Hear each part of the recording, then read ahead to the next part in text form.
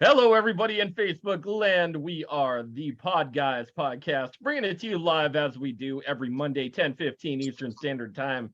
Tiny bit late on the old glockenspiel, or I don't know what the heck they call it over in wherever. I'm Tony Kaz. Kevin Neri here.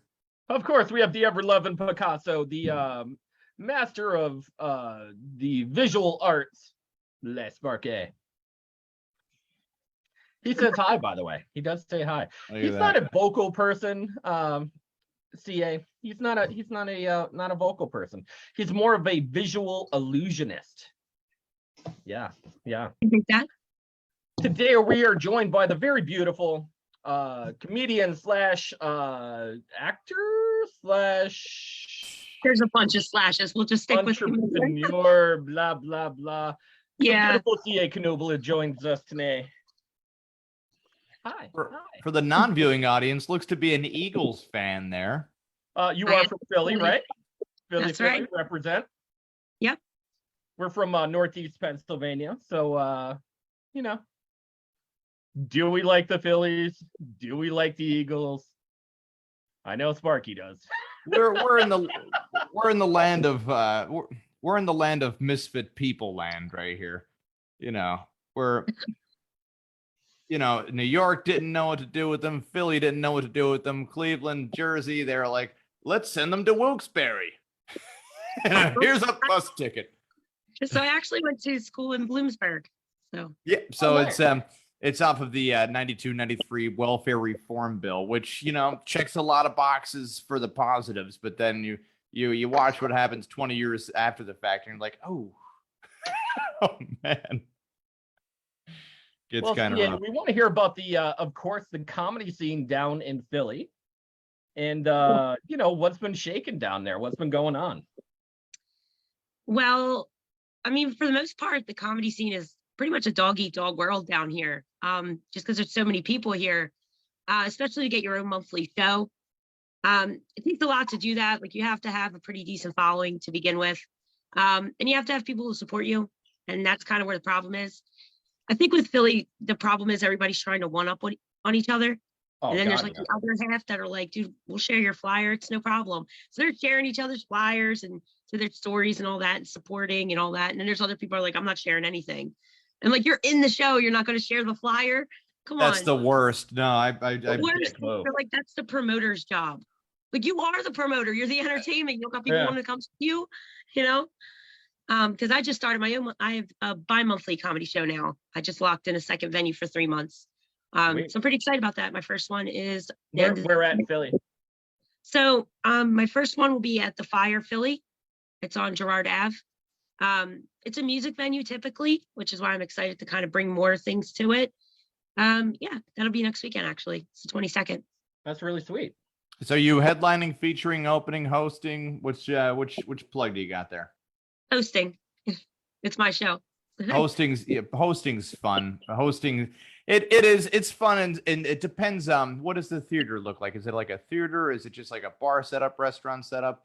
So it's a bar, and then you go through soundproof doors, and it's just kind of like it literally looks like a concert area because it just has standing room and then a deep stage. It's got like the back room setup. You could set up the tables and that. Seats about how many there? But we do standing room. You can seat probably like 60 people if you have tables with it, but standing room wise, it's 125 for the limit in that area, and then the bar area is more. So, are you charging people less to stand? I charge you just pay to get in. I know. So, it's just a joke there. It's just like, sit on the floor. It's okay. Enjoy the show. Unless you want to say it's bring your own chair. Okay. I'm going to put it on the door. Advertisement. Bring your own chair. I'm kidding. That'd actually be pretty good. You should sell it as that though. No, hold on. I'm encouraging people to stand because it's music and comedy. So there's going to be breaks every hour. There's going to be vendors there. So I don't want people sitting down in one space too long because the show itself is 4 hours long. So with an 15-minute break every hour, obviously. So 4 hours. That's a nice haul. So how many comedians do you have on altogether? I have 6 comedians and 2 musicians. All right, so the musicians, you probably pop on. What are they doing? Like a solid 45 minutes per musician, then just like gonna cram the comedy for the last, or what's that setup like? No, so time wise, I usually break it down to where my headliner has about 30 to 40 minutes. Sometimes 45, it kind of depends. And then my features get like 15 minutes or 20 minutes. And then there's extras who pop in. We're just like, yo, gonna get some stage time. So I'll put on the flyer, but they get like 5 to 7 minutes each. And then my musicians usually get between like 20 minutes to 30 minutes, depending on time allowance. Wow. So I don't like to set exact time frames. I give it to the artists, obviously, but I don't give it to like public wise, because then I'm anxious if I don't meet that time. I'm a Virgo, so everything has to go exactly according to plan. So if I don't plan that too heavy, I won't get anxiety about it. Pro tip. Nothing to get anxiety about. Just I always listen. I'm a Virgo myself, but you know what? I expect everything to fall into disaster lane. A lot of Virgos in this room.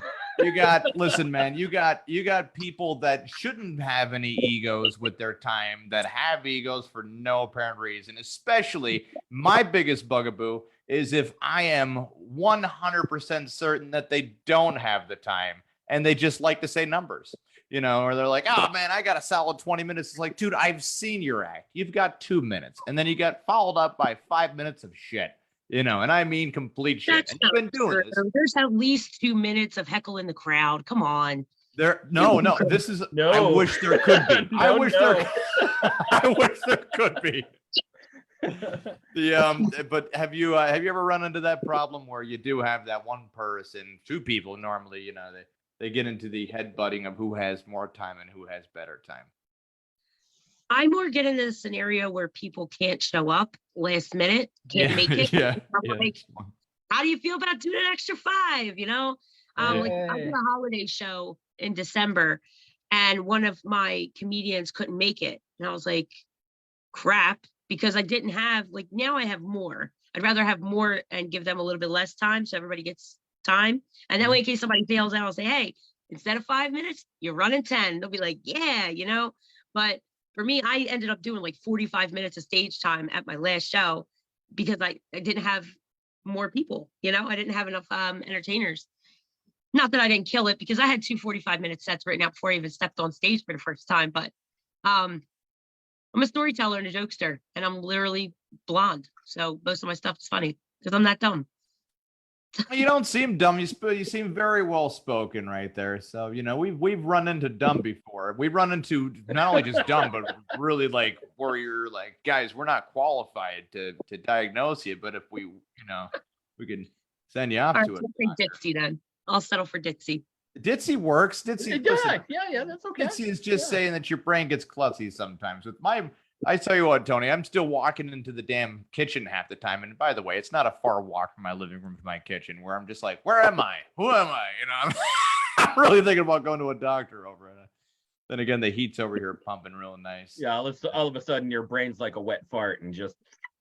Well, since you're an Eagles fan, you'll be happy to know that the Cowboys kicker currently is 0 for 4 with points after touchdowns. The easiest kick to make in a football game of 20 yards away. Who misses these kicks? The NFL should fine him for point shaving. Yeah.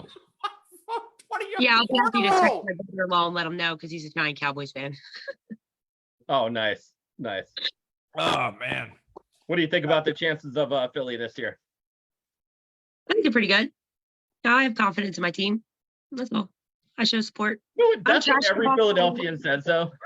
I don't get into the politics of it. Here's the thing. Like, I'm not like a Blake Green kind of fan. I'm more I'm from Philly, represent my home teams.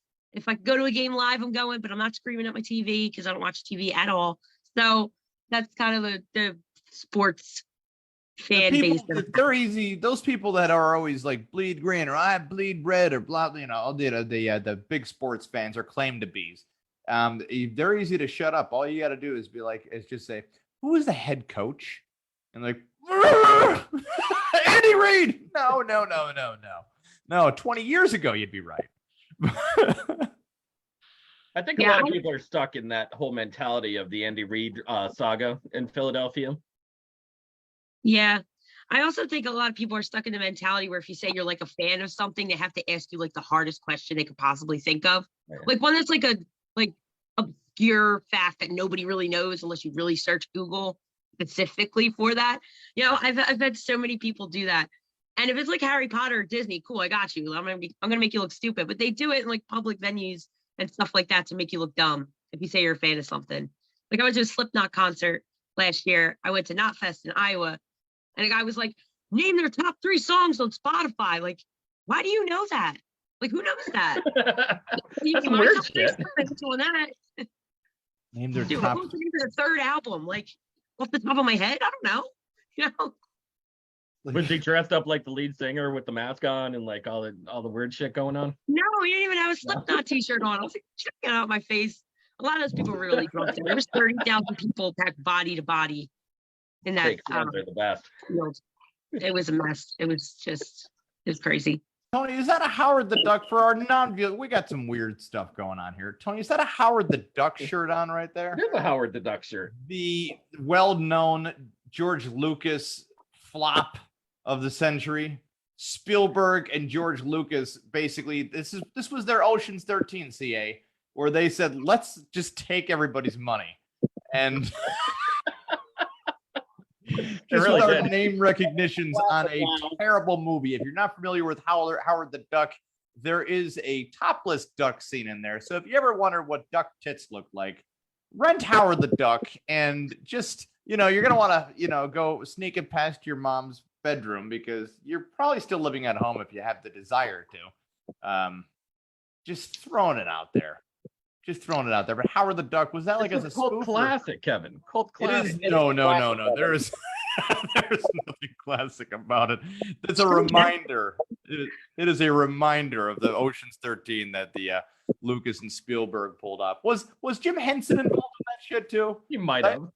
Yeah. I'm feeling that he Yeah. just like pops up, or he's like their nerd friend, and they're just hanging out. Oh Lord. So Tony, Real Strange Magic from Lucasfilm, though. That was a good movie. was that? It's a cartoon, but still. There's a movie from Lucasfilm called Strange Magic, where it was like, it was the kids' movie, but it was good. That one was good. Magic at least had some sort of legitimate world building involved. Howard the Duck, you could tell it was just a con job where you're like, man, you just stole from millions of people, guys. And they're like, yeah, we know. Fuck you. Yeah, but they're owned by Marvel though, so it was technically the very first one of the very first Marvel movies. True.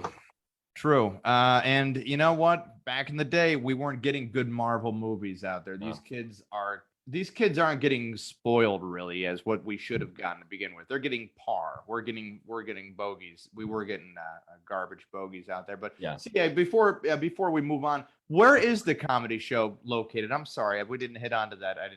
Maybe I didn't. Well, where is that comedy show located at? So that way you could post it on the Podguyz podcast. We have some Philly fans as well. We could share it around just in case, you do have that one comedian saying that's the promoters. And I've heard that before where I'm just looking at them like, you are not famous. You have to understand this. You promote right here, pal. Yeah, definitely have a bigger ego than their resume allows, for sure. Yeah. So it's located at the Fire Philly on Girard Ave. And it's on Sunday, the 22nd from 2 to 6 p.m. And you can get tickets on Eventbrite. People can Google CA Kanooble, go on my website. You can find the links and everything there too. What's that website? CAKanooble.com. Or you can Google me, really. So Google CA Kanooble? Everything. You can Google CA space Kanooble and it's all me. Yep.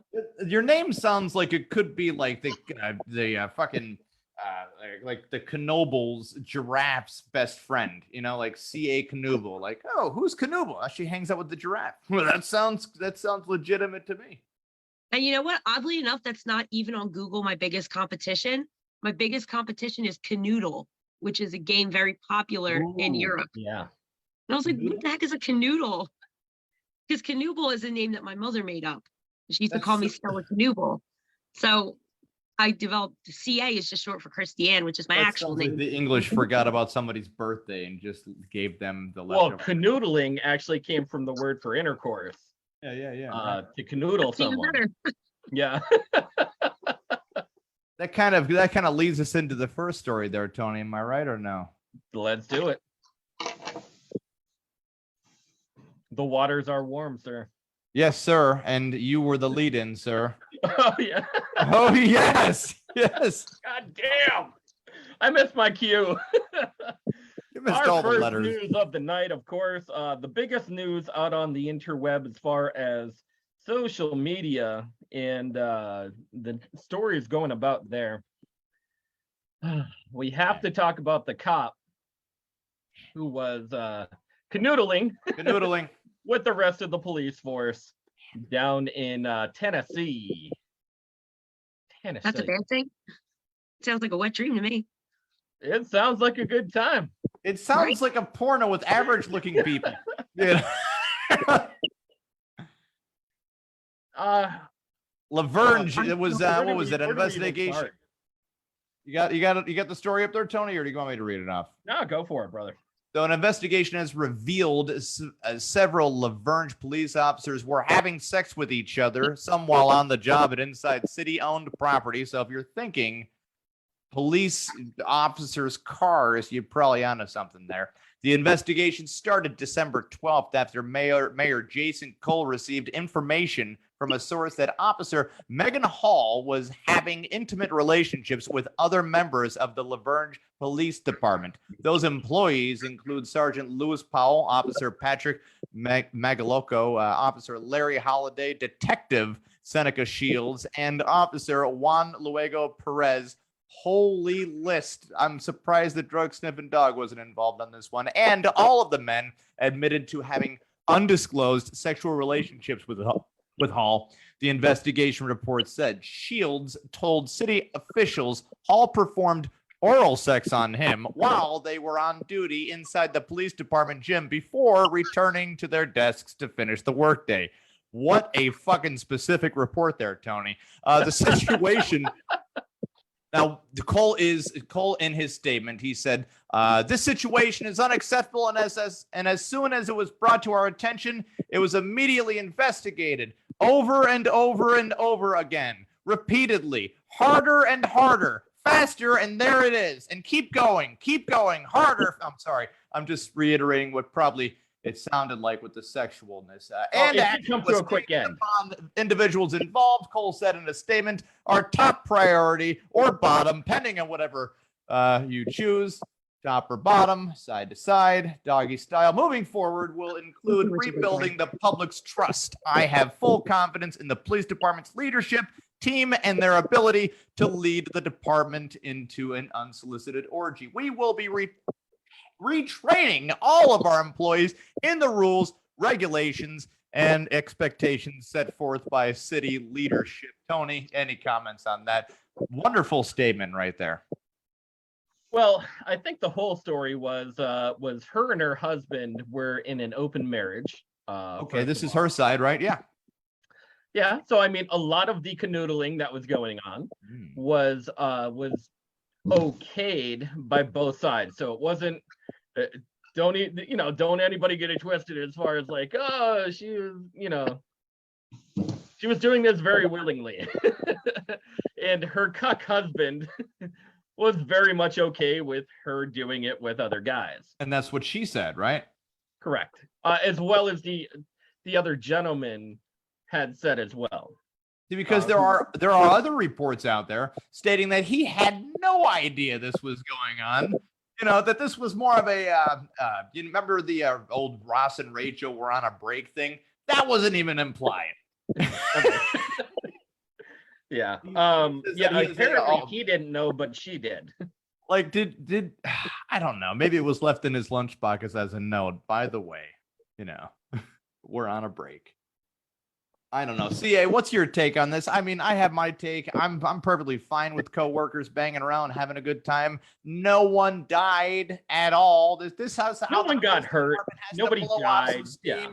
Blow off. Do whatever you have to do. I'm not worried about it. I don't know. That's just me, though. What do you think, CA? Well, number one, I love a man in uniform, so I'm all for it. But I also don't smash my coworkers. It ends up being dramatic. So there's that too.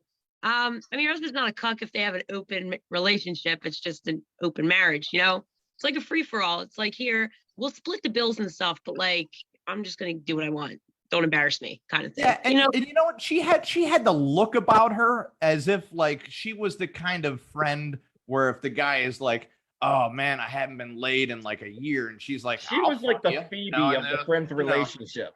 Yeah, like she looks like she has the look to herself, like she, like not your typical type,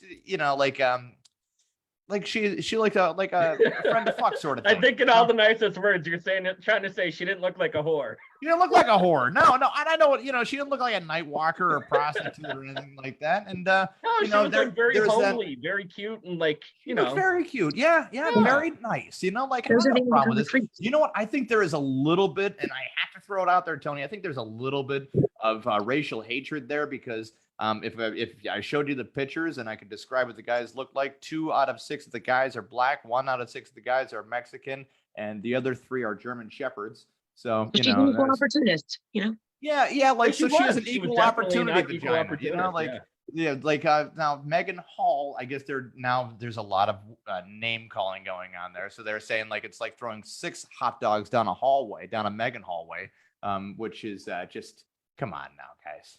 Come on. Yeah, I never understood that.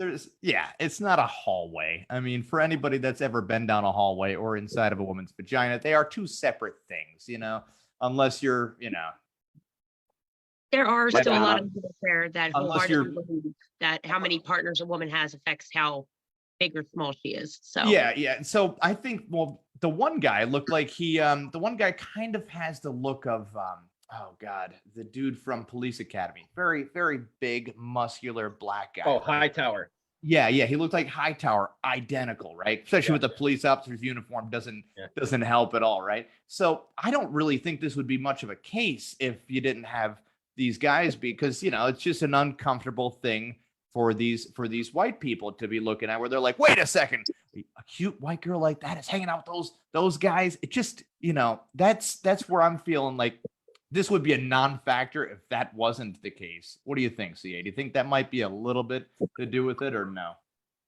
Well, there's always going to be racism involved. Anybody looks for a reason to complain about something.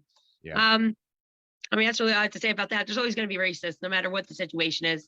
I mean, she could have had sex with all white men and white people would still have a problem with it. I think it's just like white people have a problem with everything. Yeah, they do. Honestly.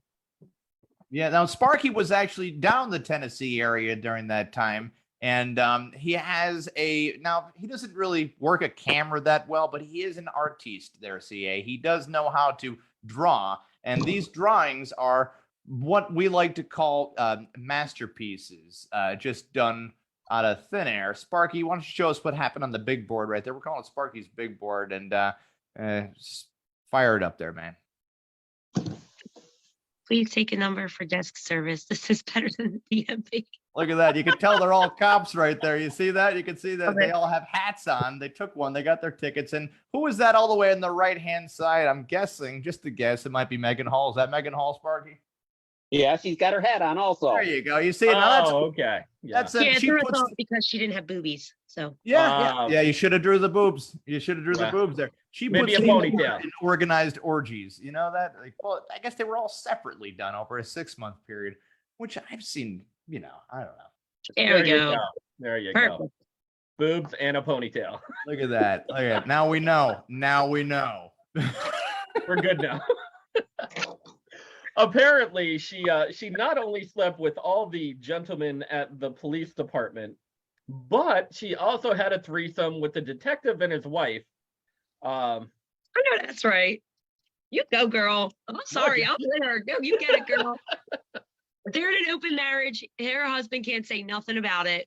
But at the same time, in an open marriage, you're supposed to not embarrass your partner, because not many open marriages are like publicly open. Well, I mean, I'm just throwing it out there. If there was a scoreboard on how many side pieces were out there, she's running up the score at this point, and he has probably had 0. Yeah. I'm just throwing it. He looks like he might wear that Dickies shirts or whatever. He's got that classy hillbilly look to him, which is fine. But very much Kevin, the hipster. Park ranger, Kevin. What's that? The park ranger. So he dresses like the guy from Yogi Bear. Perfect. Oh yeah, perfect. a park ranger. I support all sluts. Okay, sluts, whores, and hoes. I support all of them. So Me too. Sluts more than hoes. Now, Giving it out for free. whores are not for free. No, Whores yeah, are that's not for yeah, free. yeah. Whores you have to pay for. You give some kind of compensation, like dinner, hair and nails, money, like actual physical money, something. Okay. You're paying something. So in the words of Bad Baby, right? The Catch Me Outside girl, when she called the audience a bunch of hoes, that's correct because they have probably gone out and dinner for sexual favors without even already being groomed into that situation. Yeah, she don't know the difference, and that's okay. There's a lot of like misconception on what hoes are. So, like, she would not know what a hoe is. She's not No? top tier. So no, she Who's has that? heavy slut energy. So Wow. Okay. You heard that from us. Who's that? Bad Yeah, Baby no. wouldn't know what a hoe is? right, Why is that? because she's not a hoe. She's not a hoe? No, So you hoes gotta be are a hoe to know a hoe. I don't know. Exactly. She is on OnlyFans, and she was the highest paid OnlyFans person at the age of 18. I think, that yeah. has nothing to do with being a hoe. 50 Hoes No, are it just- has nothing to do with being a hoe. I'm just saying that she actually came out not too long ago. I think it was last week, actually. And she came out in a statement that said the people that had watched her on her OnlyFans, who had paid good money to see her when she turned 18 on OnlyFans, should all go to jail. She put herself on OnlyFans. Exactly. I don't like her. So, and I don't care if it's Yeah. public or not. I do not like her Yeah. at all. So dating her for a month now. How dare you? I know that she's trash. Okay. And we have an open marriage, I'll have you know. Apparently so. Open. You can't. Open. Sparky. Yeah, Podguyz, go look at that. I know Look that's at As right. you can tell, it is snake-shaped or in the instrument of a farmer's tool. That's a shillelagh. Yeah, hoes are just refined sluts. Sluts' main catchphrases are anyone, anywhere, anytime. They're just in it for the love of the game. They're the ones at the bar at 2 a.m. You know what I mean? Never prepared for anything, just kind of go with it. Hoes are not the same. We left the bar at 11:30 because we got jobs and shit. And, we are refined sluts. We're very selective on who we have sex with, but still promiscuous. Keep a roster. So that's how I know she doesn't know what a hoe is. Keep a stable. She doesn't have a roster. Not on the roster. Nope. And we do have a lot more hate that should be going towards Brendan Fraser right now. Man, that guy.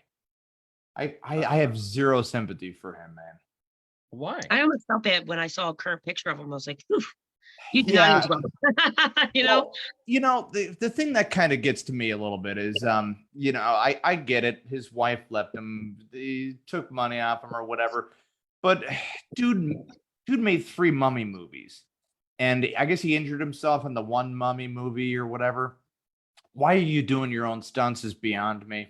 That's probably one of the better questions. But then this garnering of sympathy that he's wanting because Hollywood wouldn't cast him because he got overweight and then started to lose his hair here and there. It's unwarranted because he already made it to a top of a franchise of the Mummy. He's been in 90s movies. He's made his movie. So he's made his money in the land of Hollywood, okay?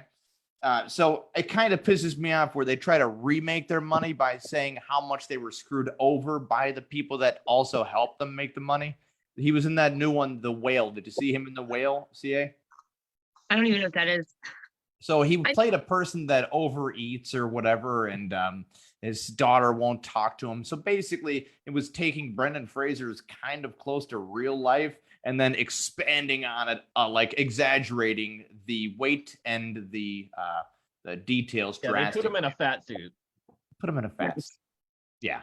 Any So, movie that involves a fat suit, unless it's like The Nutty Professor, usually bombs. So yeah, so people, there's still a good Twitter crowd out there, Facebook crowd, social medias out there saying to still say prayers for Brendan Fraser. And I'm not going to pray for him. Could I pray for something bad to happen to him? Like, does that still count? Because I could care less of what his success is because he's already had it. And I don't care if he made mistakes in relationships or he got fat and he's bald. Join the club, dude. We're all getting there, I think the thing was for him taking such a long time in between movies, and he not only did he get like kind of blackballed in the movie industry, but he didn't have jobs in between for a long time. And I think it was just because of the way that he treated the movie community when he was of course in the height of his career, with like Encino Man and like all those Pauly Shore shit movies that were so bad. Ugh. There weren't many like movies that you can't really say I saw that Brendan Fraser movie and it changed my life. Like there's nothing. The Mummy, George of the was Jungle probably has changed nobody's lives ever. Okay, I'm just I don't want to like I don't believe that he's ever been truly talented enough to be re-supported by this fan base that's coming to his rescue. That's what Agreed. I'm trying to say. But Tony, you put down in the Podguyz podcast that Rick and Morty co-creator Justin Roiland faces felony domestic violence charges. What's that about? Yeah, you know what? In Hollywood, a lot of people think that it's okay to hit your wife, spouse, domestic partner, whatever's going on, and get away with it. Kevin, than just a domestic thing. There's something else going on. Was there something else going on? Because it reads here, co-creator star Justin Roiland is facing 2 felony charges related to an alleged domestic violence incident from 2020. Criminal complaint obtained by NPR. He was charged in Orange County Sheriff's in 2020 for alleged incident occurred in January of that year. Complaint status: there has been recent pretrial hearings in the case and represented for Orange County trial. Blah blah blah blah blah. And they're released on $50,000 bail. He pleaded not guilty. I'm guessing he's going to plead out. Yeah, he's facing one felony charge of domestic battery. You got that part of the story, but there's actually a continuation though, where he was actually DMing an underage girl. Get out of here! Are you serious? Yes. Was it about the cartoon, or was it about like To Catch a Predator stuff?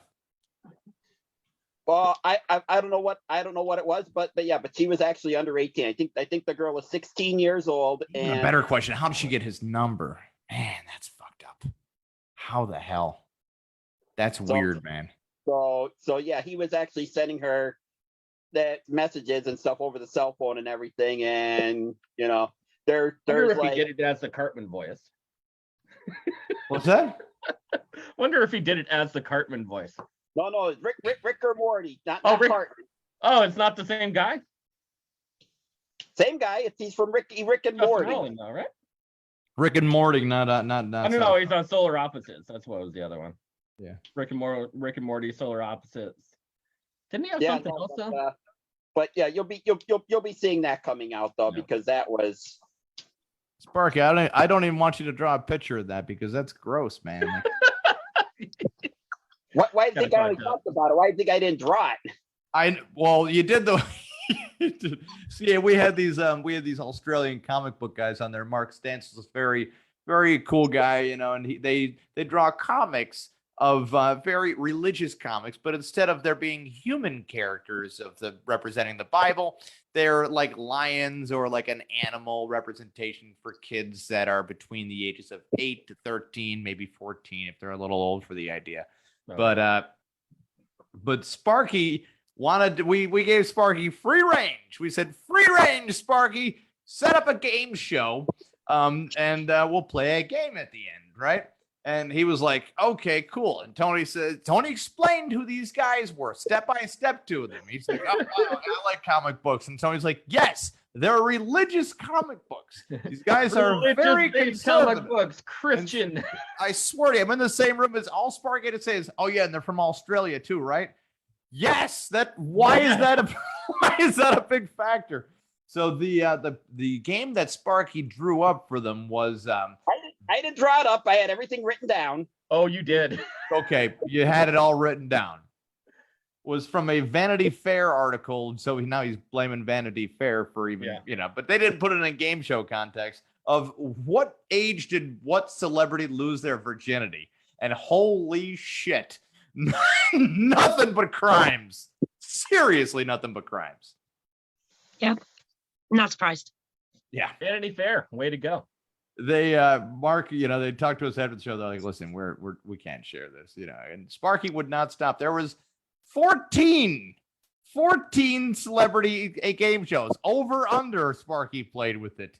And the number went under like for all of them, which was just crazier than the price of eggs these days. Yeah, most of them. All the big names like Johnny Depp and what's his name? The kid that played Harry Potter.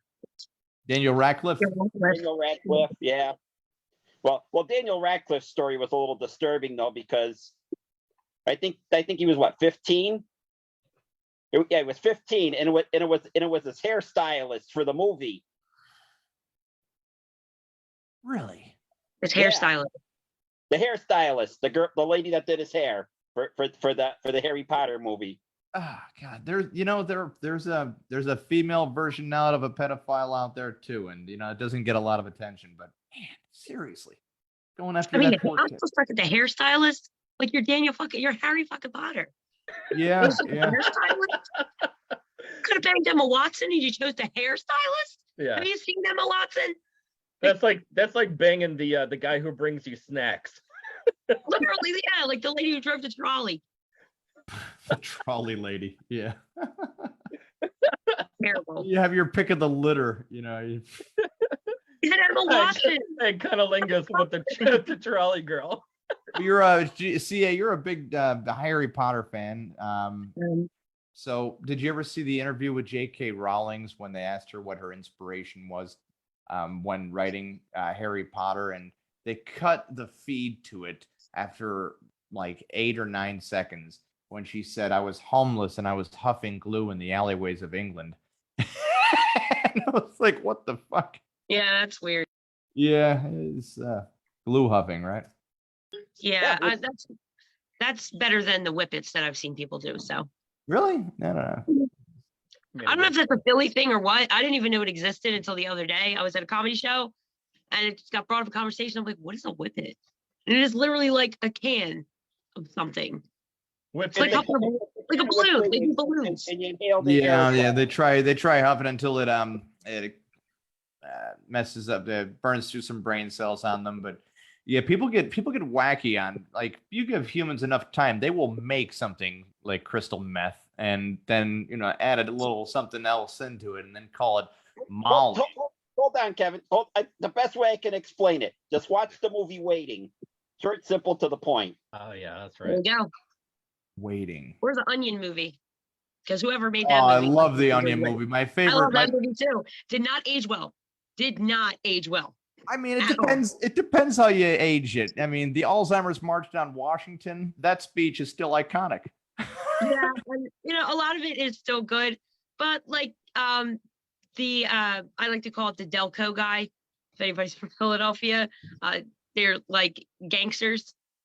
That one did not age well. Where he fits the description and just. I think I'm missing like a out. I've tiny never little- seen the Onion movie. You've never seen the movie? okay, like the remember the Gil Bates instead of Bill Gates? They did the Gil Bates where the guy wants to buy the new computer, and by the time he's driving home with another computer, another poster comes out, and then he ends up just murdering Gil Bates. It's like, hey, Gil Bates here, he just murders himself. How technology has always advanced. It was kind of an exaggerated scene, but it was just a funny movie. I mean, there's certain jokes that I guess politically they don't age very well to a degree, but I don't know. It's just on how, like, the younger generation wasn't left a lot. Let's be honest, right? They didn't get much of a slice of the pie for themselves to be individuals with.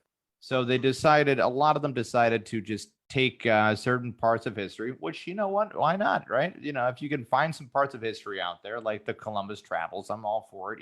Like, dude did some horrible things while boating, like, or discovering different areas or whatever the hell you want to call it.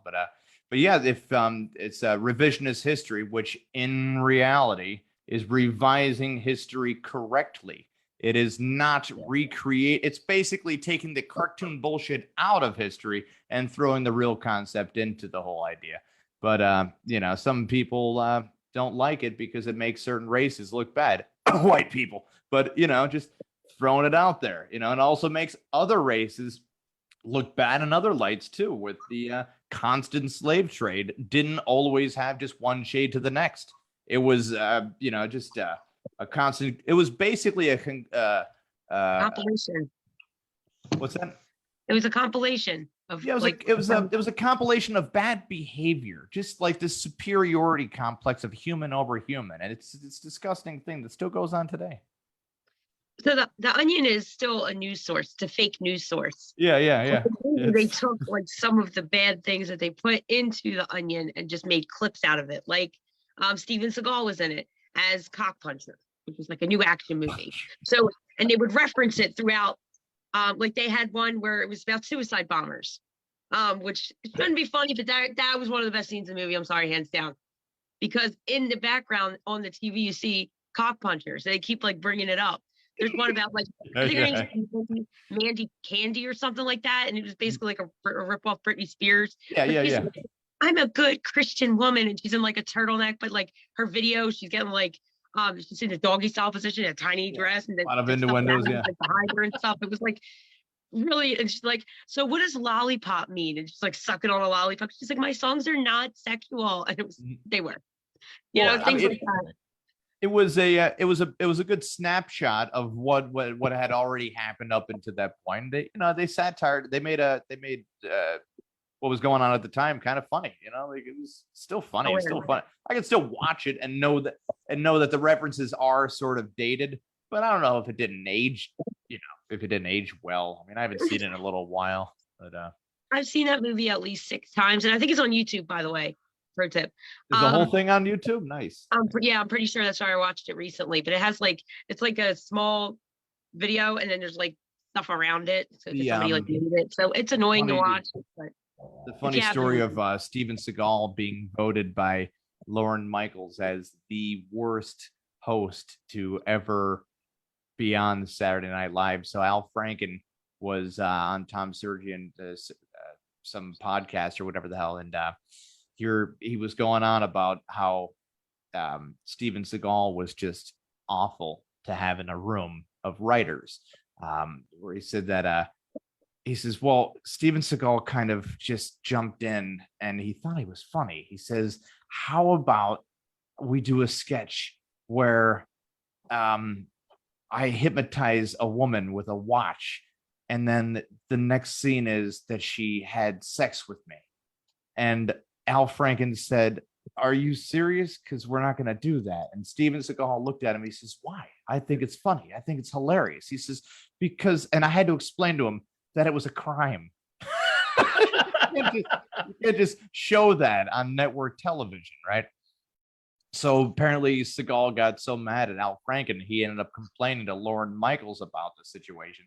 And Lorne said, oh, I'll talk to him. Oh, I'll talk to him or whatever, right? 2 weeks later, he talks to him saying, by the way, Steven Seagal was mad at you about something, he said. So here, 2 years later, Seagal finds out that Al Franken said that he was just not funny at all, not funny on the show, just not funny at all. So on Jay Leno's Tonight Show, they're both sitting chair by chair on each other, right? And Seagal calls him out on live TV. And Leno, being the snaky kind of guy that he is at the time, right? Seagal says, I heard that you said I wasn't funny there, Franken, right? And Leno covers up for Franken by saying, oh, no. He probably just said that to another person because you're a much bigger star than them. And he used Harrison Ford as the example. So it's just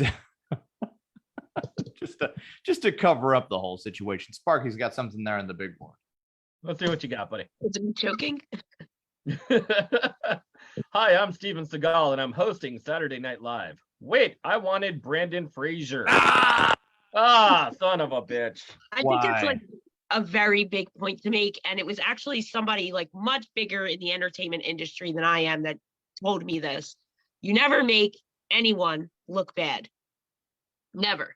Even if you hate that person, find one good thing to say about them and let that be what you ride. Even if it's like her eyebrows are on fleek, follow it. She could be a trash can, but just follow it. Anytime somebody asks you about it, that's why you respond, and then you move forward. You never say anything negative about someone else, and that's why, because it follows you. In reference to what? Any, like, talking about any other kind of like actor, actress, comedian, like anything in interviews. If you're asked about someone, you won't say like they're not funny. You would just say like, he's got gray hair, and you move on. Because it follows you.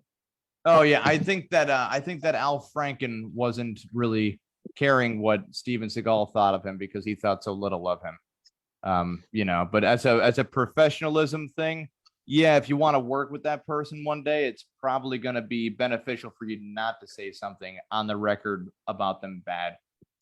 Always, yeah, I couldn't agree with you more on that one. But if you never want to work with the person and you have absolutely no respect for them, let it rip.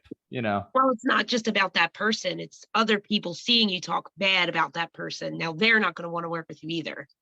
So That's general... that is a possibility. I mean, I've not agreed with some people what they have to say about other people, but you know what? I always have respect for people's opinions on how they feel about others, which is fine. Like that's there's more than just a one way spectrum on that. That's just That's true. It's just it's but I know what you're saying, and you're right to one degree. That's always there's plenty of perspectives out there, but these I've worked with some really cool actors, and then you get some of them where they already don't want to be on set, sort of thing, which is fine, but you don't get really chummy with them, which is whatever. There's a ton of different egos in the room. Everybody has different things going on.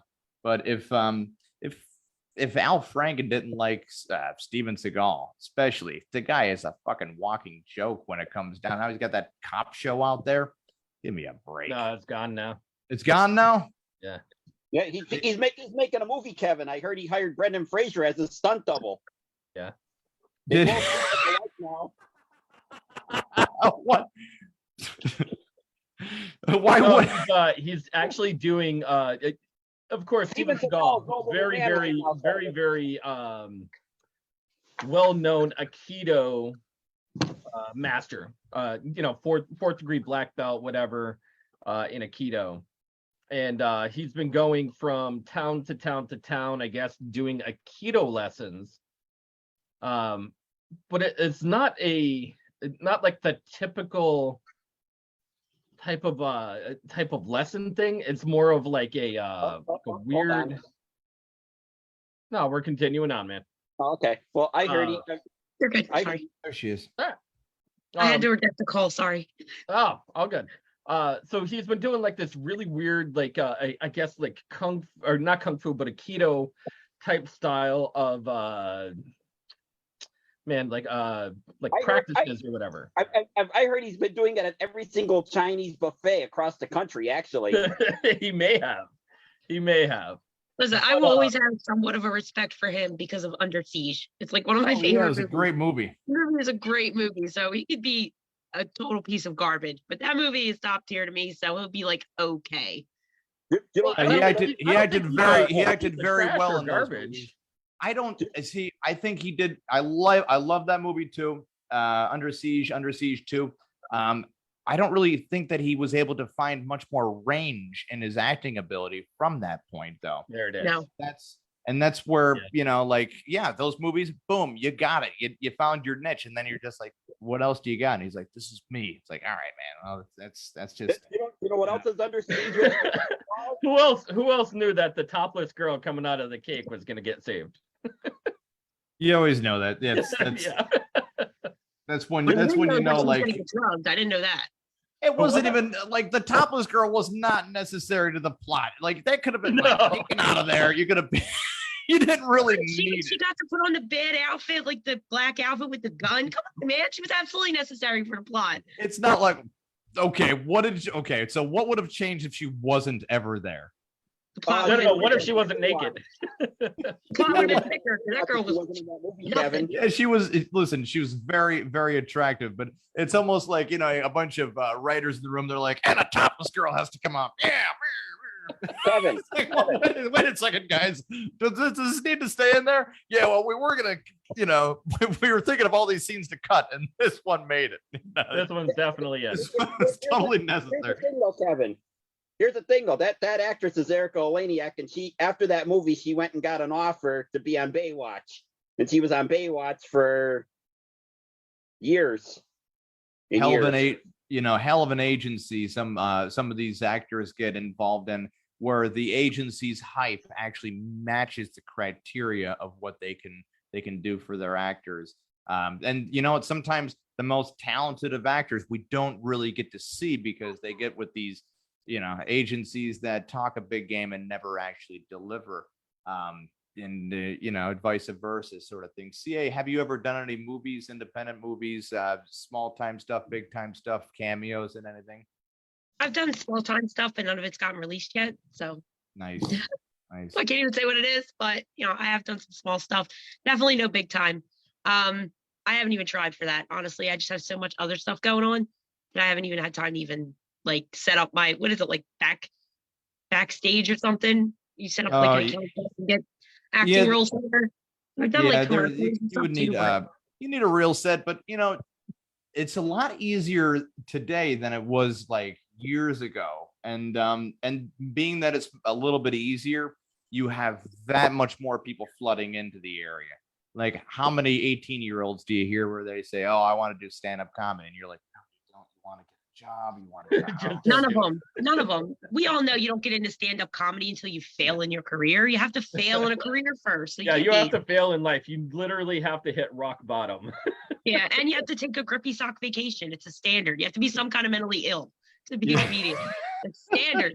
Right? It's true.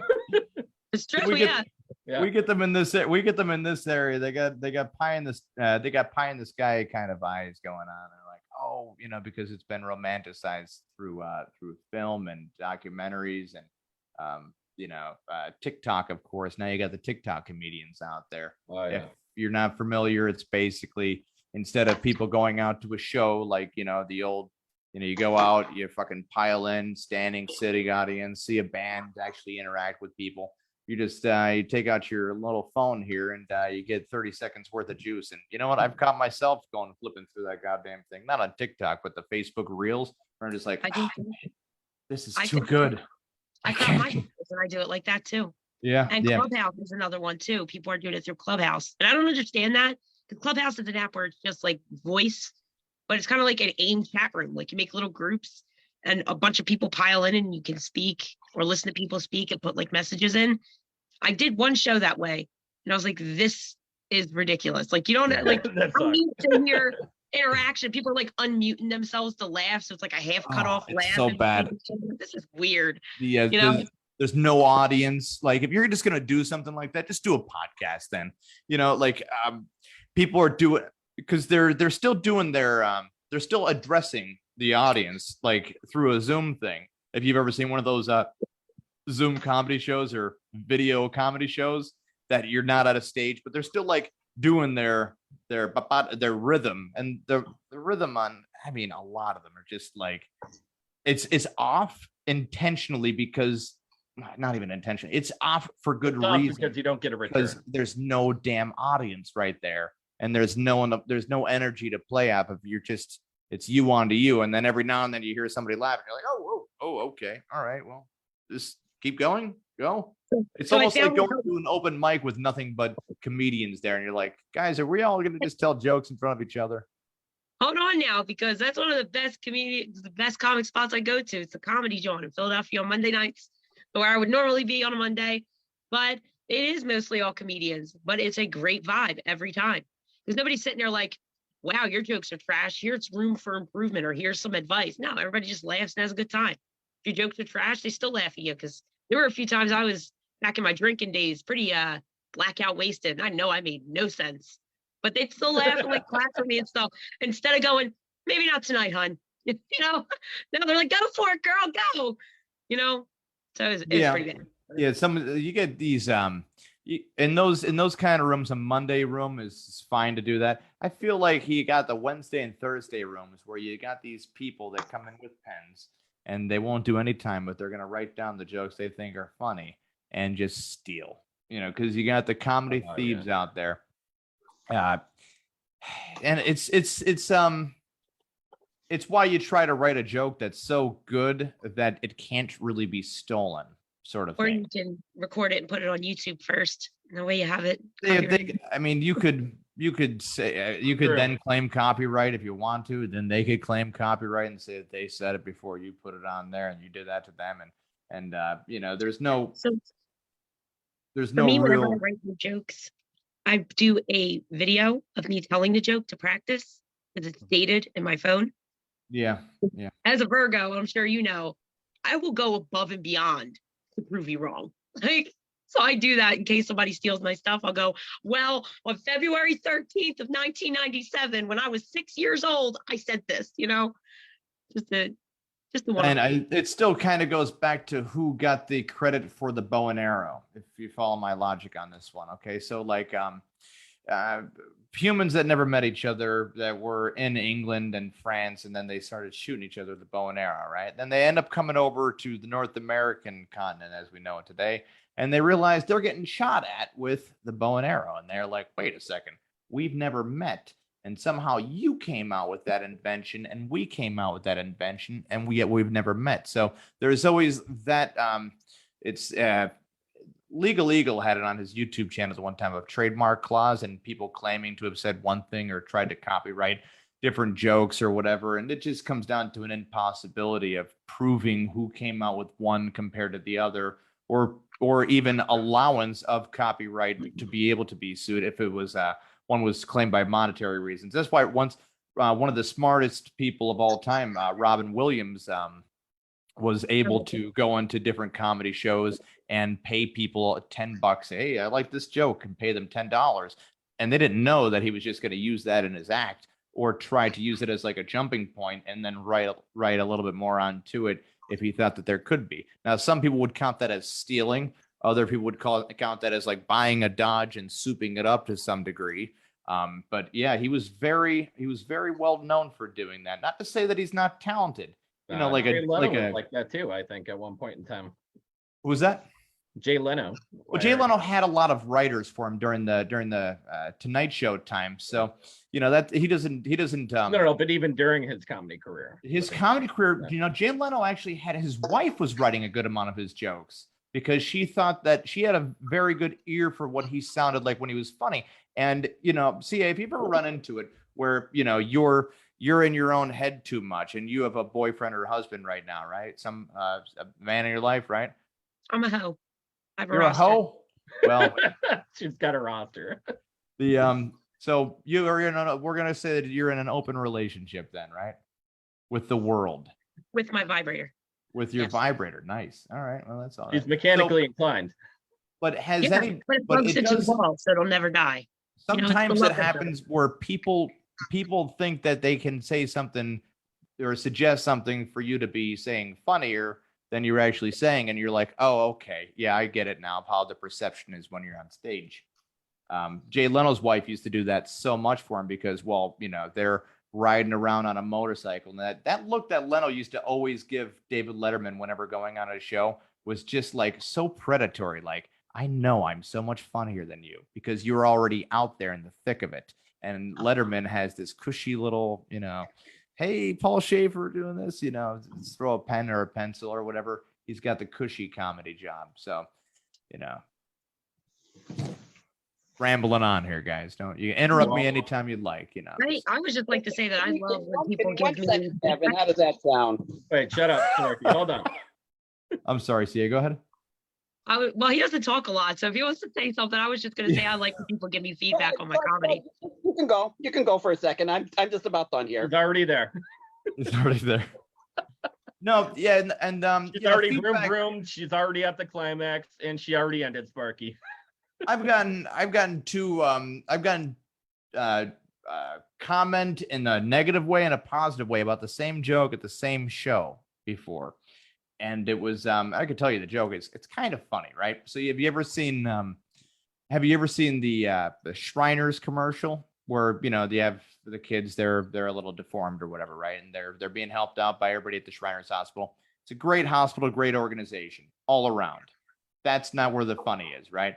So the joke goes where I'm watching TV and the whole screen's black, but all I hear is a woman's narration saying, I just want the same things for my son that was given to me when I was his age, right? And then the screen starts going from black to clearing up a little bit. And it shows that there is a woman there that doesn't have any arms. And I'm like, oh, shit, what happened to her, right? And then they pan over to her son who's sitting there too. And he doesn't have any arms. And I'm just like, whoa, and then they start talking about the Shriners, but the Shriners hospital. And I'm thinking to myself the whole time, who is fucking the woman that doesn't have any arms? Like, think about it. Who said to themselves one day, hey there, crawls up to her, I don't have any fucking legs. You don't have any fucking arms. Let's take a chance. Right. I can see where that would be a hit or a miss. And that's funny, right? So one side of the crowd's loving it. I got one pockets out there that really aren't getting it.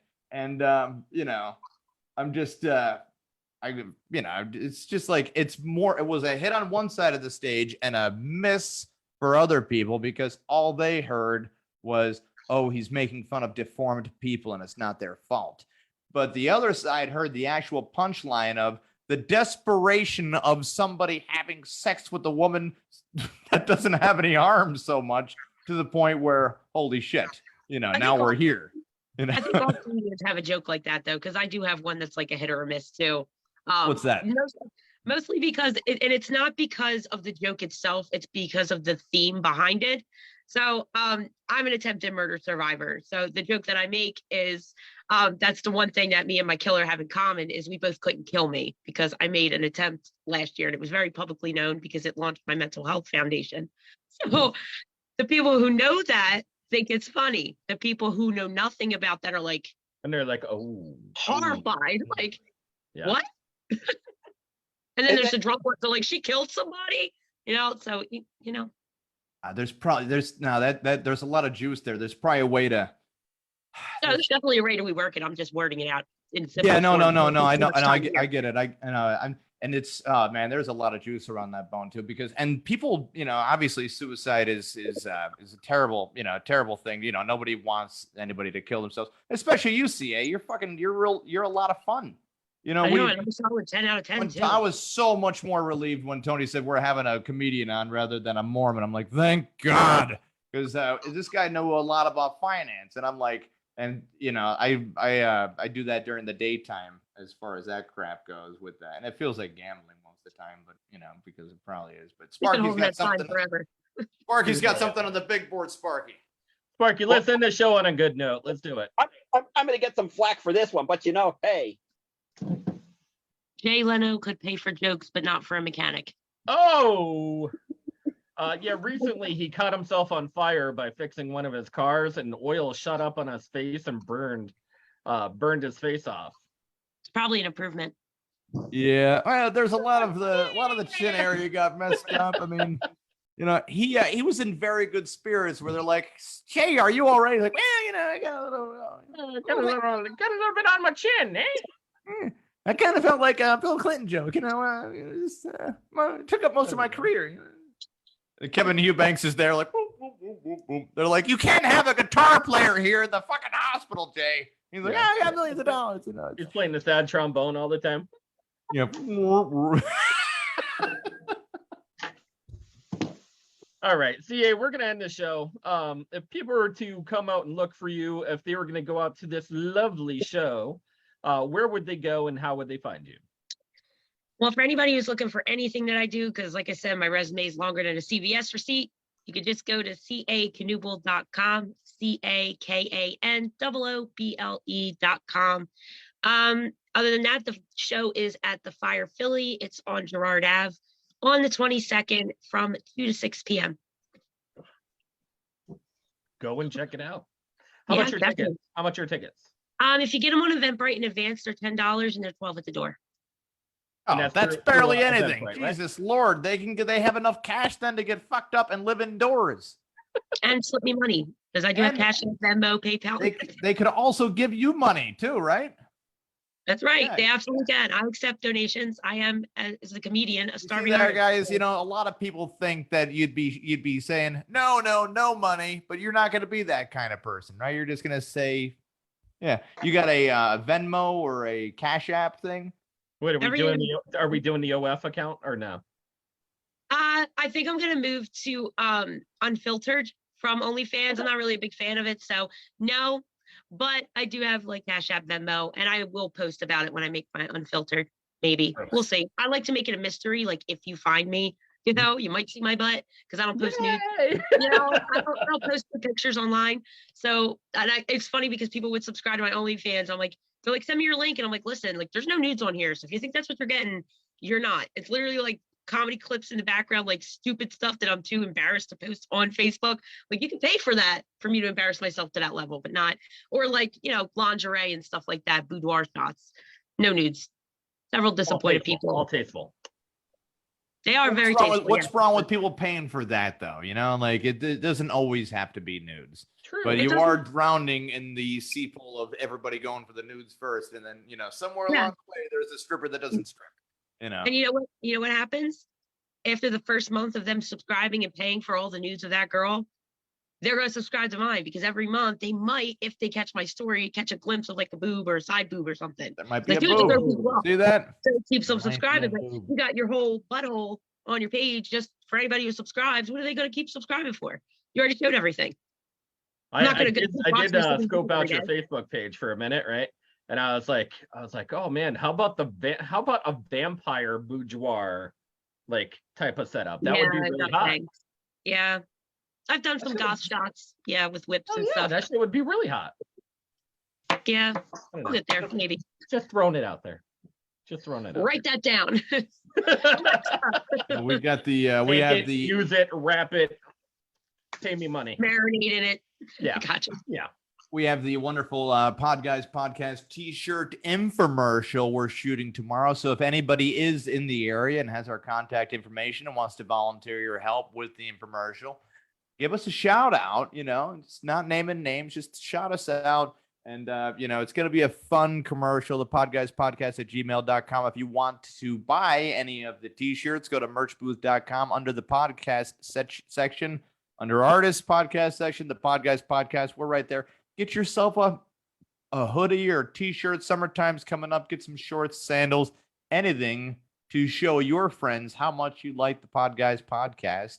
And, you know, you know what? If the My Pillow guy can say that shit can create a miracle in your life, we're going to claim that too right here, right now. That's true. This shirt will claim I can't even wear this shirt anymore, Tony, because I keep going up to people that are blind and touching them with the shirt on, and they can see again now. And they don't like what they see because these are not the best looking people, Tony. You know, yeah, they look. And on that note, Makes being Sparky, blind where kind can you of find us if you were looking for us as well? You can actually find us on every single major streaming platform, including Google, iHeartRadio, Spotify, Spreaker, Deezer, Castbox, Pocket Cast. You could send us email at the Gmail. Why do you always miss iTunes? Yeah. I forgot to say iTunes. You always miss iTunes. Not iHeartRadio. Oh yeah. Is iHeartRadio, Spotify. Is Wise Radio back up again, or are they still? Nah, still on hiatus. Oh, Wise Radio is still on hiatus. You can't find us there. But you can find us every Monday night live on Facebook or the following days after we post our videos. But just remember, if you watch our videos, you want to make sure you give us stars and share to all your friends. We like stars. Tony likes stars. Kevin likes stars. Yeah, you give out the stars. It helps us stay indoors. That's true. That's true. CA, thank you very much for taking the time out of your very, very busy day. We appreciate you coming on short notice as well. I do appreciate you. Thank you. Thank you guys for having me. It was a fun time. You're amazing. Guys, have a great night. Thank you for watching. Make sure you share down below, down yonder, somewhere down there. I don't know. Share, like, share, do things. Do the thing. Do the things. Bye, everyone.